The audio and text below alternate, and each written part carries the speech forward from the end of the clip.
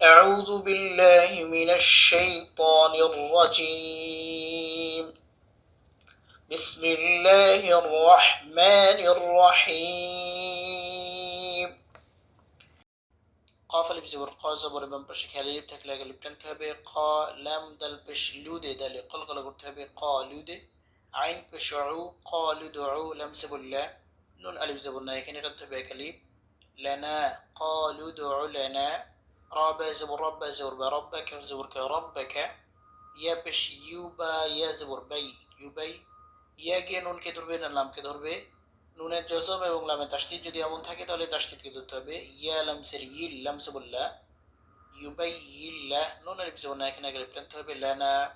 ইউবাইয়িল্লানা মিম আলিফ জবর মা জবর এবং পেশ খালি লিপ আগে টানতে হবে হাজির হিয়া জবর ইয়া মা হিয়া। তো আমরা এখানে অক্ফ করব অক্ফ করলে ইয়া সাকিন হবে আর ইয়া যদি সাকিন হয় তাহলে অবস্থা হয়ে যাবে জেরের বাম পাশে জাসাওয়ালা ইয়া। তো এমন যদি হয় তাহলে কিন্তু সেখানে এক লিফ টানতে হয়, এখানে আমরা এক লিফ টানবো, উচ্চারণ হবে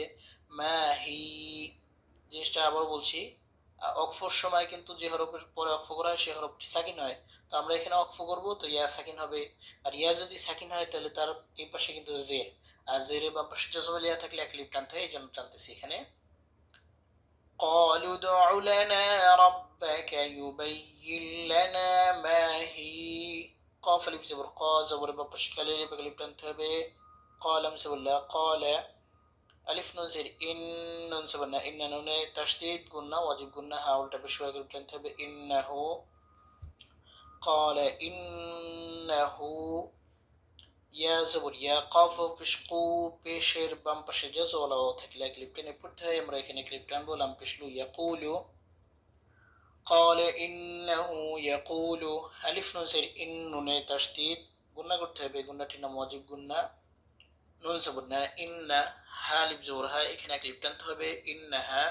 يقول إنها با زبر با قب زبر قب قرا زبر بقرا তা লাম দুই পেশ তুল্লা মালিফ জবর লা ক্লিপ টানতে হবে বাকারাতুল্লা ফা লিফ জবর ফা ক্লিপ টানতে হবে রা জির রি ফা রি অদা দাও দুই পেশ অদু এখানে গুণনা করতে হবে, এবং এই গুণনাটির নাম হচ্ছে ইদগাম বা গুণনা, নাকে রেখে উচ্চারণ করতে হবে ফারিদু ওয়া জবর ওয়া লাম আলিফ জবর লা জবর বাম পাশে খালি লিপ এক লিপ টানতে হবে ওয়ালা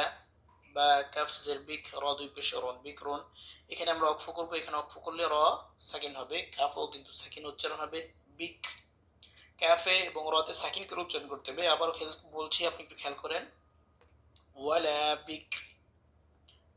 قال إنه يقول إنها بقرة لا فارض ولا بك عايز ورعا ওয়াও আলিফ জবর ওয়া এখানে ক্লিপ টানতে হবে, জবর এবং পাশে ক্লিপ থাকলে ক্লিপ টানতে হয় আওয়া নুন দুই পেশ নুম এখানে কিন্তু তানবিনের পরে বা আসছে, যদি এরকম দুই জবর দুই জের অথবা দুই পেশের পরে বা আসে তাহলে ওই দুই পেশকে নুন মিম দ্বারা পরিবর্তন করতে হবে। এখানে ছোট একটা মিম দেওয়া আছে, মিম দ্বারা পরিবর্তন করে গুন্নার সাথে করতে হবে, এই গুন্নাটির নাম হচ্ছে ইকলাব গুন্না। আওয়ানুম নুন দুই পেশ নুম বা ইয়াসুর বাই নুন সাবনা বাইনা জাল খেলা যাবো দা খেলা যাবো থাকলে টানতে হয় লাম সিল্লি কেউ জোর কে দালিকে আমরা এখানে অক্ফ করব, অক্ফ করা যাবে মিলিয়েও পড়া যাবে, সমস্যা নেই। তো আমরা এখানে অক্ফ করব, অক্ফ করলে খাপ সাকিন হবে, উচ্চারণ হবে আওয়ানুম বাইনা যালিক ফা ফা জবর ফাফ আইন জবর আ ফাফ আ